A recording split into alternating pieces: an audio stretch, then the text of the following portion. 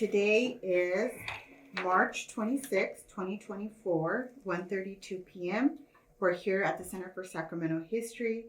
Please state your full name and spell it. First name is John J. Mora, John, middle initial J for Jesse. Last name is Mora, Mora. Okay, and when were you born? June 19th, 1947. And where were you born? Corcoran, Kings County. And what is your marital status? Married. Do you have children? Yes. How many? About a dozen. No, I'm just kidding. I have a set of twins, a daughter, and another daughter. So that's 4. What did your parents do for a living? My father worked for Southern Pacific. And my mother worked for the Del Monte Corporation. And so, yeah, that's what they did. And what did she do for Del Monte?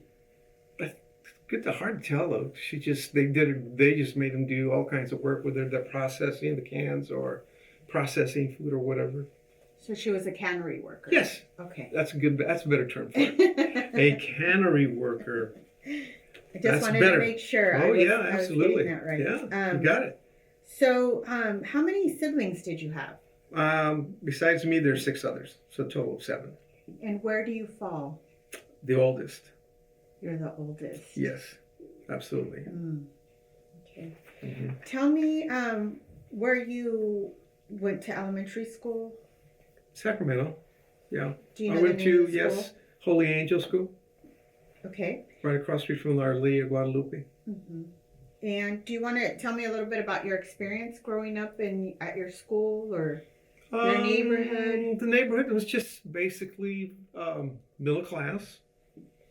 Because you're right there in the hub, because you've got the people that are actually very wealthy up on the street there, up a little further where even Governor Reagan actually stayed. And so we were kind of close by going to Sac High. So you had a little bit of mixture of everything.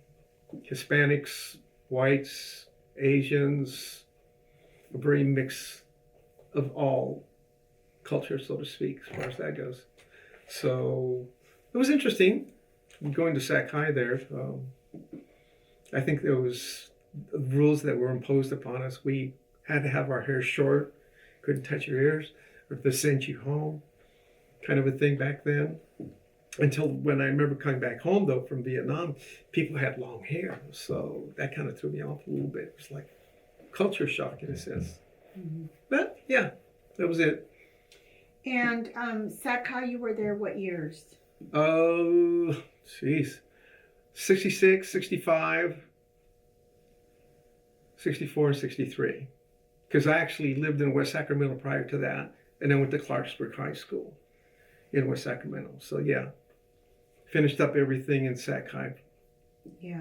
So. Do you remember experiencing any discrimination when you were at Sac High, or was there any racial tension? There was racial tensions between just about everybody, as far as the blacks against basically everyone else, as far as that's concerned. So there was some racial tension there for sure. Yeah. Did you stay clear? Yeah, for most part of it I did. Yeah, I did. I didn't have much problem as far as engaging with that too, because basically with me, as if I had to get into a scrap, I definitely did get into it. I probably fought maybe at least a couple dozen times. And that's how you kind of grow up in Sacramento in a way, as far as that's concerned. So yeah. Mm-hmm. So one of the things of fear was I was not afraid to engage with anybody, whether you were black, which I did on a couple occasions, whites a couple occasions, because at Sac High you have you had a fraternity, and so I was at a party and I guess I got pointed out and then engaged into a fight with that. And then after that, it becomes a system. So wherever I went with me and my friends, it was always running to these guys. Mm-hmm. So anyway, yeah, got into a couple scraps with them for sure. So tell me about like your parents. Were they strict? Were they? Yes, strict is not the word. My mother was very strict. Dad was very strict too. But yeah, my mother was very strict. Mhm. So strict she got me in trouble when I was in the military. That's a chunkless story I could tell you. Yeah, I'm just trying to figure out like Okay. because you went to a Catholic school when you were in elementary school, Right.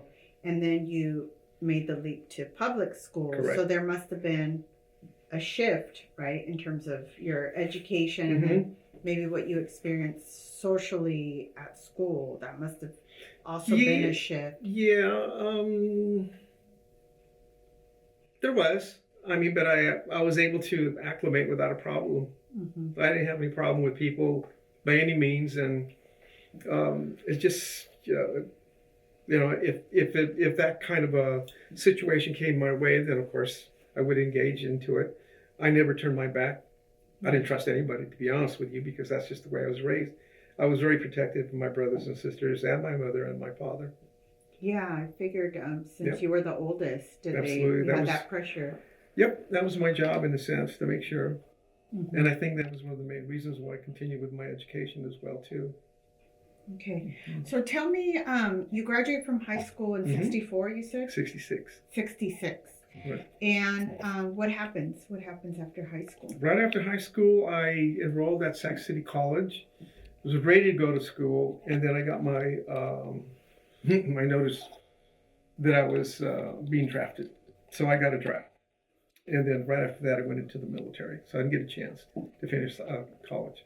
How long were you at Sac City before you were drafted? Maybe one semester, if that.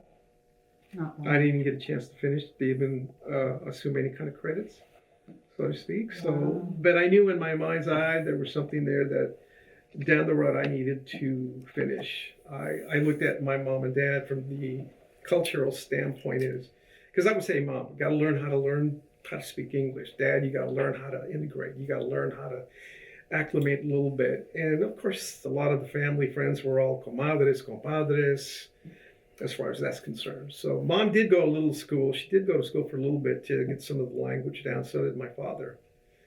But yeah, my mother was always the very outgoing female, so to speak, matriarch in a sense. Father was kind of very quiet, didn't say much, but yeah, Mhm. that was it. But again, my job was just to be very protective. It was instinctive for me as far as that goes. So you went to Sac City, and how did you learn about college, or how did that? Well, that came about when I got back from the military. Okay. So when I got back from the military, one of the things was looking for a job and then going back and finishing school. So I went to Sac City, graduated from Sac City. Then from Sac City, went to Sac State. I got my bachelor's of arts degrees in criminal justice.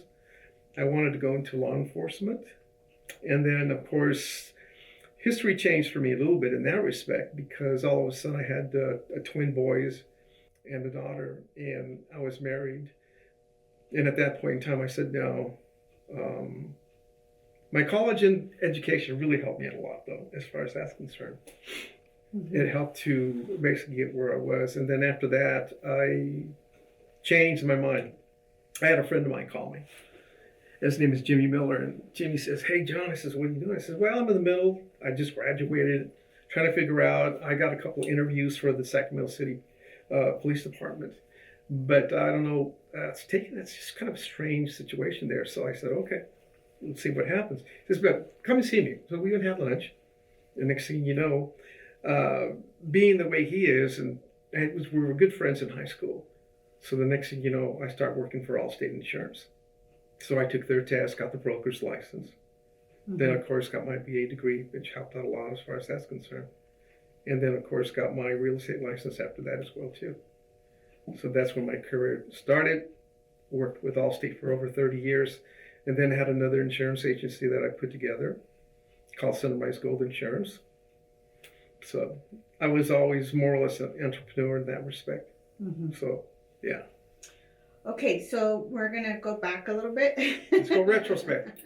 Let's go back to Let's go back. When you were drafted. When I was drafted, yes. Yes. So tell me what Oakland. that was like. I was summoned to go to Oakland. And you go to Oakland, and there's a little building there. You just simply, you get there. The next thing you know, you go in, and there's maybe 30, 40 guys, and we're all looking at each other. And I says, hey, you got drafted in those too? Yeah, so did I. So everyone got drafted at that point in time. It was a big, and then they set you in a room, and then you stand there, and then the guy comes out. He had more like a drill sergeant attitude.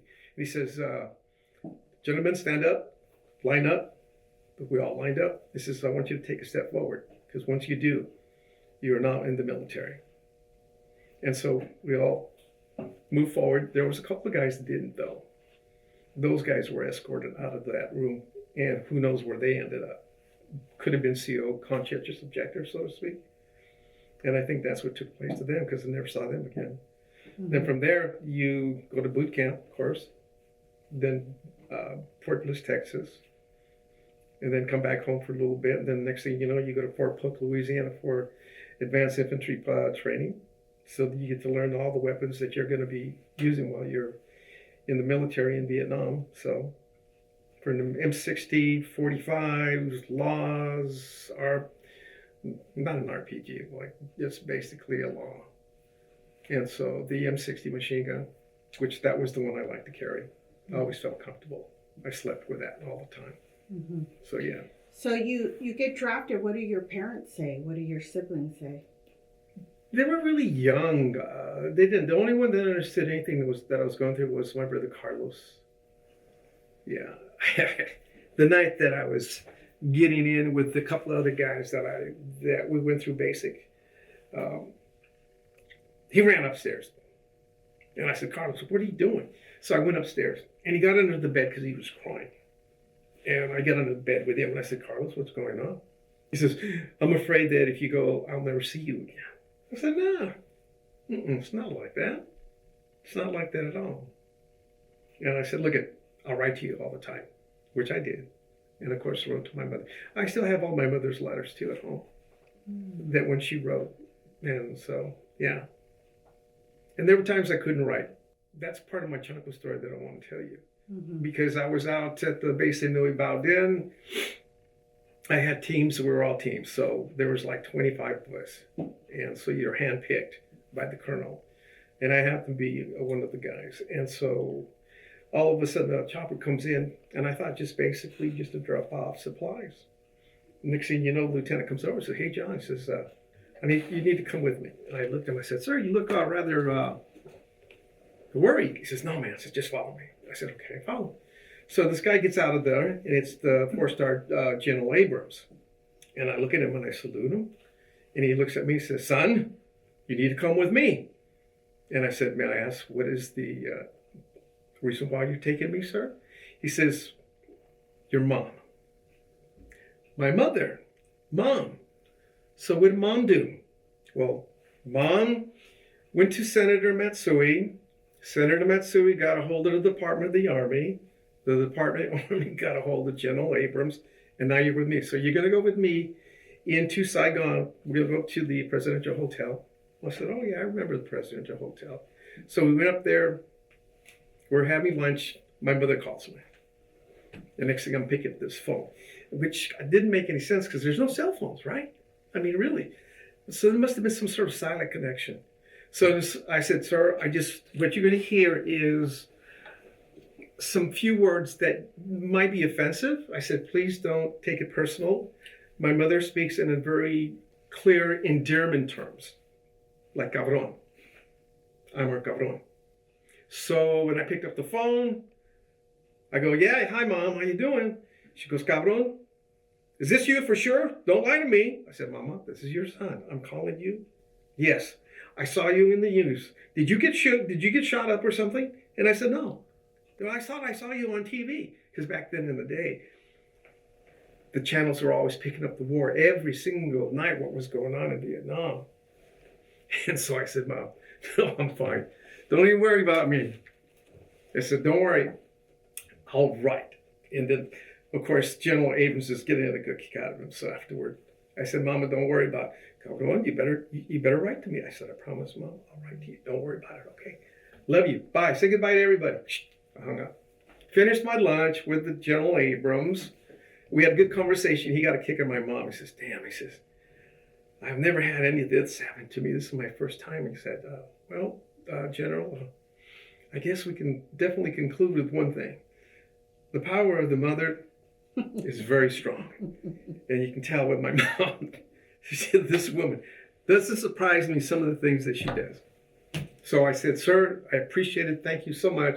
I had a great lunch. I need to get out to my teams right now because we got some intel that doesn't feel comfortable with at this point in time. So I said, I need to get back out. She said, yeah, I know what's going on. I said, okay, sir. So I get back on the chopper and I go back out, get dropped off. And that was my chunk of the story with the general laborers as far as that's concerned. But yeah, because my mom didn't know it. Well, you go through a change. And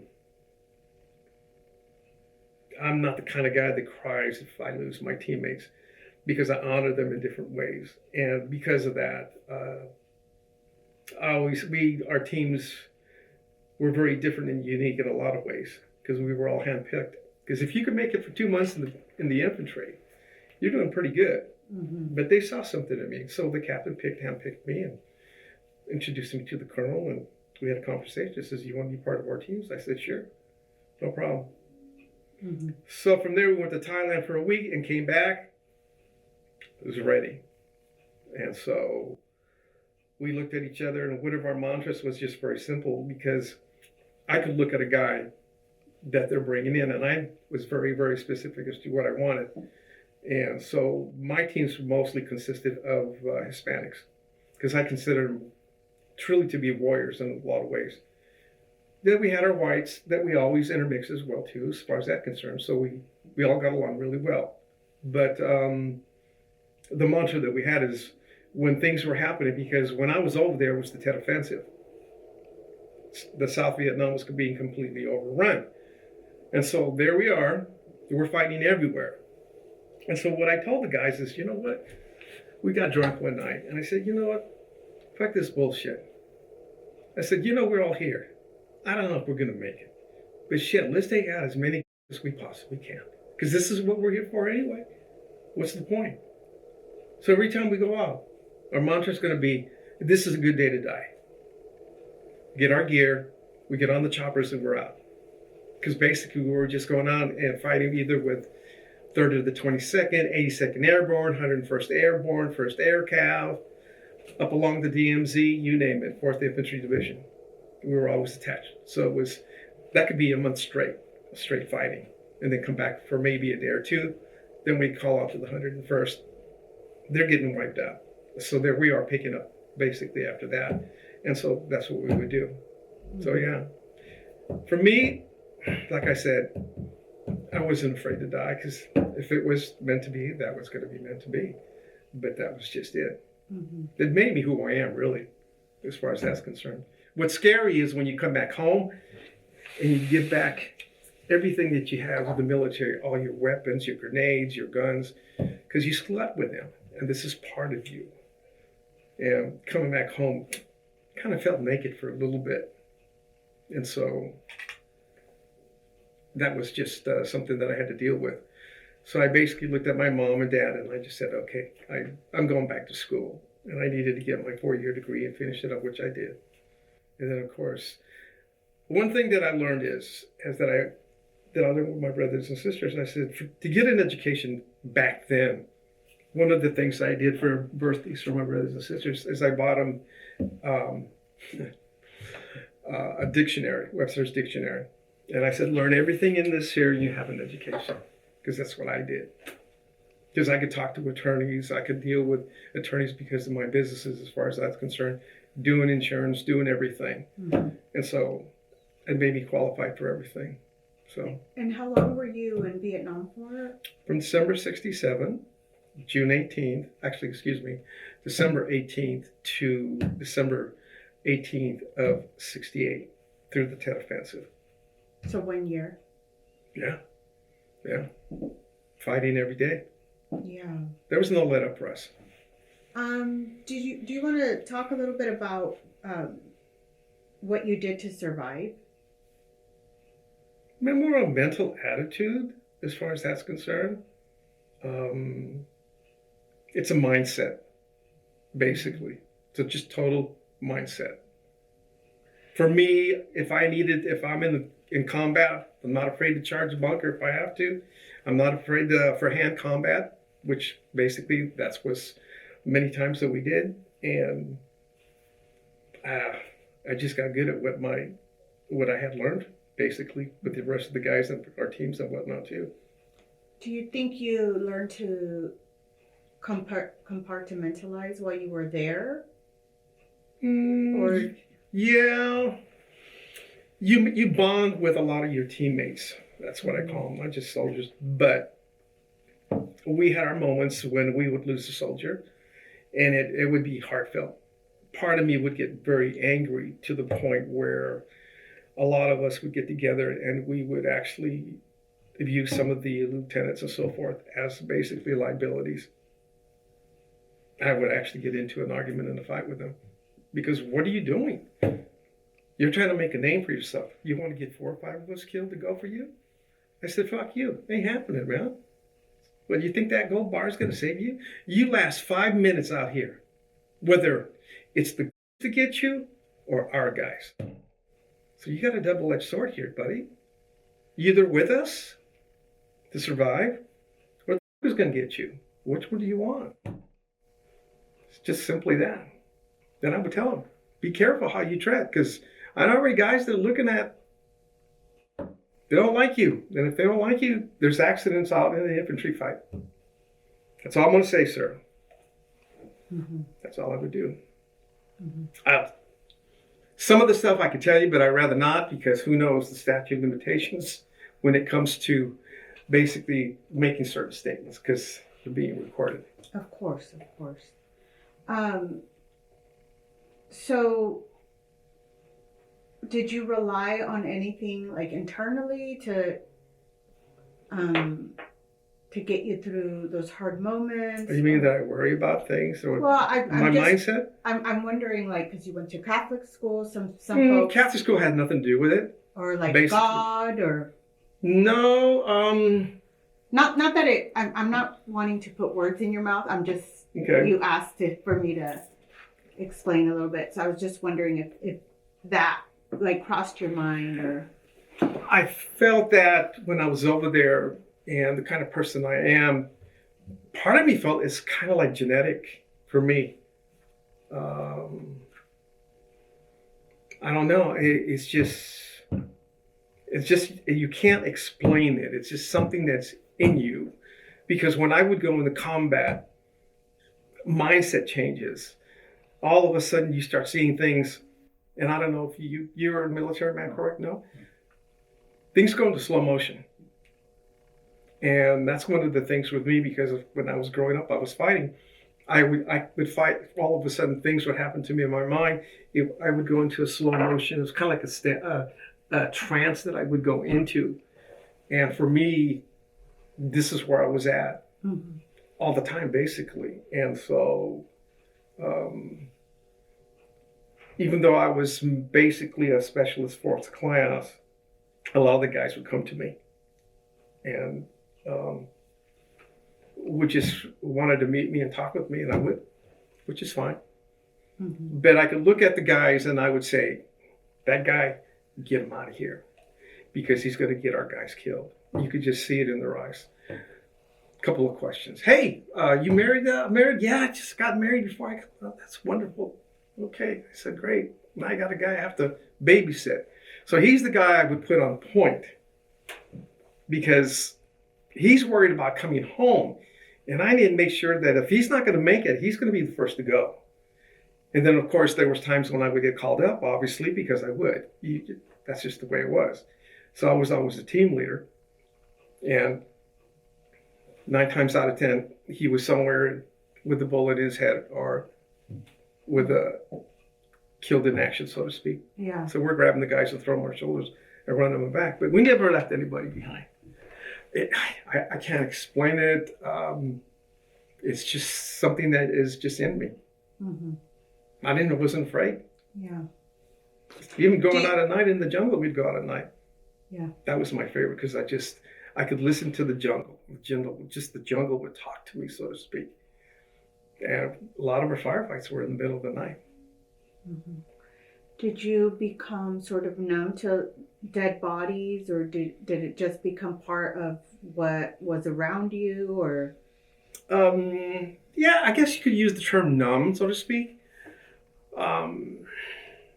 The only thing that I would see that would get to me would be seeing our soldiers in times when the way they were treated after they were, if we couldn't get them and we would be somewhere in the jungle, we're going through a mission and it could be late in the evening, and then all over there's just a guy up there and he's got his head cut off. The guy's chest is open and you see that, and then I would look at the guys and it would infuriate me to no end. And I said, okay, let's track these guys. Okay, let's find out who they are. And if we can catch up, let's pay back. Let's pay them back. Because body count was everything for the military. And when we would be into a firefight and we get our maybe 5 or 6 of the enemy and whatnot, and I would say, well, sir, no, we don't have any. Are you sure? But there's 6 guys right there. As soon as I get off the phone, I get my 45 and I just put a bullet in all those guys' heads and I kick them into the ground over there. It says, let's go. We don't got time for this. Let's go. Let's get on the choppers. We're getting called out again. This is the way it is. Yeah. So, so you do a year and it's pretty intense. And then what happens? You get sent home, or what happens? Well, of course you get sent home. Do they send you home right away? You come home right away, but then you got to go, maybe I have another 3 or 4 months. Then I go to Fort Hood, Texas. And then from there, we were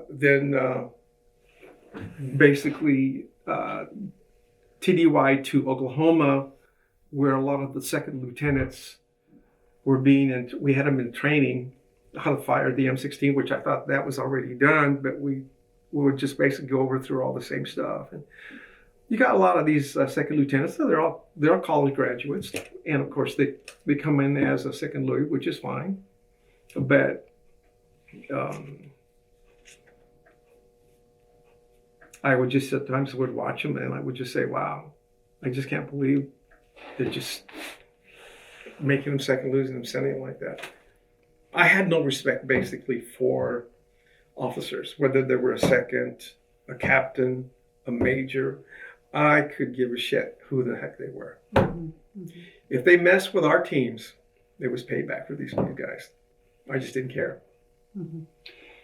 So, I'm sorry. I think it's important for us to unpack what happens when you come from warfare, and now you're well, you're focused. I come back. I'm more focused on what I want to do in my life, for sure. And so when I put my mindset to finish my education, I don't let anything stop me. I will get my BA degree. I will get my whatever. Testing for me was fun because I would pass everything that I would test, because what I did going to college, being of Hispanic nature, Mom would always say, just speak Spanish and that's it. You see, I didn't buy that game with my mom. And then we argued about that. I said, I'm getting my brothers and sisters, whether you like it or not, Webster's dictionaries. The education for them is in here. So when you're talking to people, whether they're doctors, attorneys, or wherever, you don't sound like you're an ignorant person, Mom. So that's what I'm trying to tell you. And that's what basically focused me. I was driven. Mm-hmm. So you come back and you're how old? 21. And you go to Sac City. Finish up. Got my 2-year degree just like that. Right? And then went right to Sac State.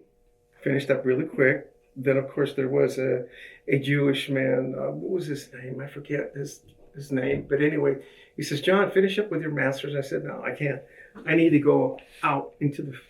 basically, I need to make money. I have children right now. And so that's what I did.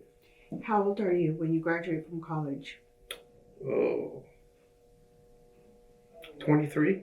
Mm-hmm. And what year is that? Oh my goodness, I couldn't even tell you that right now. That was such a long time ago. That's too long for me. Yeah. So just to let you know, for me, time just keeps going on. I can't tell you. Sometimes even what happened last week, unless I write it down. I'm writing everything down nowadays, it seems like. Mm-hmm. But yeah. That's okay. I was just trying to place you in terms of when you were at Sac State, but that's okay. Mm-hmm. So you told me a little bit about your career. Mm-hmm. You worked for Allstate I had my own agency. And then you had your own agency. I had 2 agencies. And during this time period of your success, are you having any symptoms of PTSD? Yes, very easily. Okay. Oh yeah, absolutely. Can you explain some of those symptoms, how they sort of manifested? Starbucks. I'm in line. And all of a sudden, I'm just ordering a cup of coffee, and I'm just in the line, not thinking of anything, an empty mind at that point in time. And all of a sudden I heard this boom. Apparently one of the janitors had, the big plastic containers, and it hits the wall, and it makes this really weird sound. And the next thing you know, I'm jumping to the ground, floor. And so I do that. And next thing you know, the people are looking at me, and they're just staring at me. And I get up, I look at them, and I smile. Because all of a sudden I realize what had taken place, and I get up. I say, get back in line. I says, let's just grab some food, you guys. And so I'm laughing. I had to laugh because to me it was the expressions on their face was funny. Because really, in a lot of sense, I looked at them as totally naive. Unbelievable that people just stand around. I said, wow, if we ever got hit or there was some sort of insurrection in this country, these people would get wiped out. History. But, yeah. So, yeah, that's one example. That's one. What about in your relationship in your marriage? Is there anything that maybe your wife recognized that you didn't, or? No, that was the demise of my first marriage. Was my post-traumatic stress disorder. I was struggling with myself. I mean, there was times I was up all night because I can't sleep. And there was some images that always would come back. They're reoccurring, so to speak. Yeah. And it's Did you recognize at the time that it was related to PTSD? Was there? No, I could. Yeah, I could, but I didn't know how to. I didn't feel like there was any means or ways to talk to people, even though I had a good medical insurance and whatnot too. It wasn't until I was in my second agency. I had already sold my first agency. I had sued Allstate because of bad faith and collected a lot of money from them. That I then went to my second agency, and my friend, my associate, also part owner at that time too, he looks at me and says, "Hey, John, did you know you're entitled to some benefits?" I go, What are you talking about here? He says, "Yeah." So I get in the computer. He goes, "You're right." And so I always carried a DD 214. So the next thing you know, I'm closing up. Says, "Cancel all my appointments." Got in my car, went over to Mather, and went through the process. And finally, I said to myself, wow, I'm able to get that attention that I need for my post-traumatic stress disorder. And that's what I did. And that helped me out a lot. But I also noticed there was a lot of benefits that were also there for me. And as I learned the whole system, I said, what can I do? What have I learned from this? I've already accomplished what I need to do for myself. But how can I duplicate myself? And by duplicating myself, I can help other veterans. Because that's what I do. And my job was to go, well, I'd be wearing my hat and I'd be at the grocery store. And next thing you know, there's another guy out there and he's got 4th Infantry Division. "Hey, sir, thank you for your service." And he goes, "Well, yeah, thank you." Oh, I said, "Oh, wait a minute. Let me talk to you for a second. My name is John. And what is your name, sir? And he gives me his name. I said, have you received your benefits? He says, benefits? What are you talking about? I said, you're entitled to benefits. Are you single or are you married? He says, I'm married with 2 kids. Do you know you're giving up at least $4,000 a month in benefits and medical for the rest of your life? You're kidding me. I said, no, we're going to have lunch. Give me your number. A week later, I'm taking him to lunch. I'm explaining where it's at. I says, let me get you this for you. It's going to take about a year to a year and a half. I said, but then all of a sudden they stopped me and they said, well, was it for you? Nothing. The fact that I'm helping you out is all I need. That is an accomplishment. I achieve vicariously through you because you achieved. You're going to get what benefits you're entitled to for yourself, for your wife, and for your children. To me, that's all it's all about for me, buddy. Simple as that. No more than that. So I had about 25 at the end. And after a while, I've got, the next thing you know, I'm joining a 501c3 for the California State Law Enforcement Association under Rick Sanchez, and then the vice president being Pedro Hernandez. And then I'm basically down the chain on that as far as that's concerned. But working with other vets, to me, is very helpful. Mm-hmm. It gives me something to look forward to.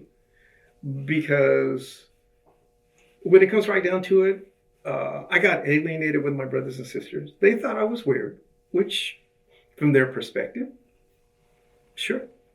In my mind's eye, I know what I'm doing. I know the direction I'm going for. And there were disagreements, and that's fine. And I just let it go as that. So even though I care, I love them very much, I don't hear from them. I don't see them because they think I'm weird, which is fine. Mm-hmm. Did any of your brothers go into the service? You were the only one? I'm the only one. Mm-hmm. That's the reason why I'm so different from everybody else in the family as far as that goes too. Yeah. Is there any advice you'd give anyone who was thinking about going into the service? Yeah. Well, so then I remarried, and of course I have a stepson, and I renamed him Gomez because of the way his nature is. And so he was just really a really neat little guy. He went into the Marines. And so I just said, it blew me away because I didn't expect it. But I said, you're serving your country. You know what? I'm proud of you. Strictly proud. And so when he went in, then of course went into the Marines. We all went down to where his graduation was. The whole family did. The entire Montanez family was down there. There's about 20 of us down there. And so, I'm just proud. It's one of those things. Because that's part of me. That's what I am. I'm a military guy at heart. And he went to Afghanistan. And then he came back. And he then became a police officer down in Orange County. And then from there, worked for the state of California as a investigator. And then he was trying to get with Homeland Security. So I don't know what the status is on that. But they're all successful in that respect. Because I put a lot of me into them. Mm-hmm. So yeah. And that's how I feel about that. Yeah. Is there anything else you'd like to share that you didn't get a chance to? Other than the last night that I gave you there was the last night where we had, I had a couple of drinks with the colonel, a couple of shots. And he looks at me and he says, hey man, we got 2 new guys. He says, hey John, do you mind taking them out tonight? I says, do your thing. I says, you want me to train them my way or the military way? He says, no, do your thing. I said, I will. So I looked at these 2 guys. They're about 6'2", each of them. One's from Arkansas. The other one's from Wyoming. I go, gotta be kidding me. And they're all stout guys. And I'm a little guy compared to them. I'm about 155 pounds, 5'7". These guys are like 220, big boys already. I says, man, you guys have been corn-fed, guys? I said, okay, get your gear. We're going to go out. And so we have the perimeter there's the Black Virgin Mountains called Nui Bao Den. I take him out here. I said, look, I have had a couple of shots. I said, I'm going to have one more. I'm going to go 99. Wake me up in 3 hours. Okay, just we put up all our claymores, everything out. We're all ready to go. Okay. But then all of a sudden, within 10 minutes, I'm looking at my watch, and it's about 5 minutes to midnight, and the ground started to shake a little bit. And I said, whoa, what's up? I said, all of a sudden, my instincts come up, take over everything. And I looked at that. I said, give me the star. Give me the star. And so basically, it's a machine like this, and it takes the night light so you can see. So then you look through it, and you can see daylight into night. And I'm looking at the base bottom, and I'm looking and I'm trying to figure, well, there must be, at least 800 to 1,000 Viet Cong already. And I was thinking, shit. And then you could hear the ground pounding behind me. You see, then there's the hardcore regulars. So I get on this. This is Wolfhound 1 to command. I need to speak to the colonel. He says, are you sure, John? I need to speak to the colonel. So the colonel gets on and says, what's going on, Wolfhound? I says, we're going to get hit tonight. Get the entire perimeter ready, because we're not talking just a few companies that are going to hit us. I'm talking thousands right here. He says, are you serious? I said, sure, I'm not. I'm just do it, sir, please. And so we got the flare. The perimeter is completely known because we have wire and 2 tanks facing Black Virgin Mountain. And then we got M60s and the 50 calibers, which I was cleaning up before I actually met with the colonel, had my drinks with him. And the next thing you know, we pop. And I looked at the guys and I said, whatever you do, don't stop. Leave everything. Just get your M16s. If we get caught in the middle of this thing, this is it for us, you guys. All I can say was best knowing you, but you're fighting for your life now, guys. I ain't lying to you, okay? Okay. They were scared, which I could understand. I said, it's going to be a sprint. Just where you see that cluster that goes up, that's what you're going to run to.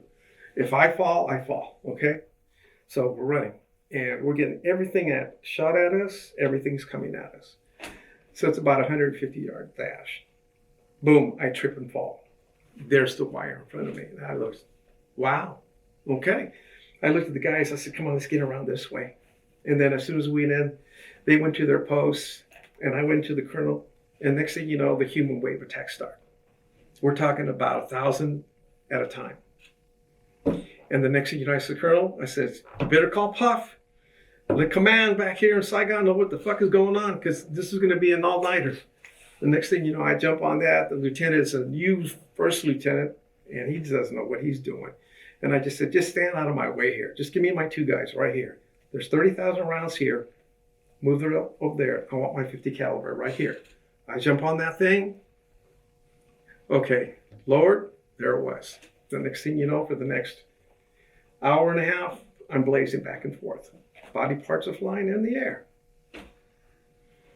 Take a break. Reload. Next thing you know, back again. Another wave comes at us. Bottom line is, if it wasn't for that Puff, the Magic Dragon, to be able to come in and assist, they would have overran us, is basically what it is. But because we were able to hold our own, it worked out. But I completely used over 30,000 rounds on that. And we went into our M60s, then our 16, then our loss. The tanks ran out of ammunition and whatnot too. By 5 o'clock in the morning, we're totally exhausted. It has to stop. Then you see the light coming. The next thing you know is, there it is. We tried to, as the colonel and I, and then of course Abrams is flying in, because this is a big one. I'm sure he's going to make history on that one. Anywhere between 3,000 and 4,000 soldiers of the Viet Cong that we killed, and the hardcore regulars as well too. They were all laid out. I couldn't believe it. And I looked at him and I said, Colonel, you're going to be famous with this. This is bad. You know what? Let's have that one more drink. My chopper's coming in. I'm saying goodbye to my team and to the rest of the guys. And hey, just remember my mantra. This is always a good day to die, because you died for your country. And they did. They saluted me. when I got on that chopper to say my salute. And I'm not only a specialist fourth class, but again, it's what you want to make out of yourself when you're in the military is what it made me. I was proud. Got on that chopper, and that was it. Mm-hmm. De-roast in, and I thought it was going to end there, but it didn't, because we're getting on that big jet home, and all of us guys, you've seen a lot of the guys that are getting on, they have beards or they have long hair or whatnot, but they have clean fatigues, and you get all these new guys, and the cockpit opens and everything, they're all coming out. We get in there, we're all situated, we're all kind of giddy, and I said, wow, this is just amazing. I said, we're going home, guys. And there's lieutenants and majors and whatnot and everything. And of course, as the plane starts to taxi out, all of a sudden, I'm sitting here and I hear this barely faint sound. I said, guys, do you hear it? Listen. Shh. And here it is. Poof. Poof. Those are 82s coming out of those mortars that they have on the side of the villages. And they're basically trailing this big old jet that we're getting on. And we three of us went up to the front. Step on this thing. Don't worry, because there's 82s coming in. If they hit one of these wings right here, we're all gone. And let me tell you, oh my gosh, I couldn't believe it. One more step is what I called it. And then the plane takes off. All I said is if they sell whiskey or anybody whiskey around here, well, that was the time when I could truly say I got drunk on my ass. I said, wow, this is amazing. But yeah. You made it out. Made it out. And I'm thinking that, you know what, maybe it wasn't meant to be, but it was. To me, it was, that what hurt me was seeing the faces that I actually fought with. Because those are the faces you just never forget. Never, never, never forget. And I know even afterwards, after a year or two, there was the guys who were coming out. They were coming to Sacramento. We were visiting. We were hitting the bars, reminiscing, and talking about the guys that didn't make it. But yeah, sad.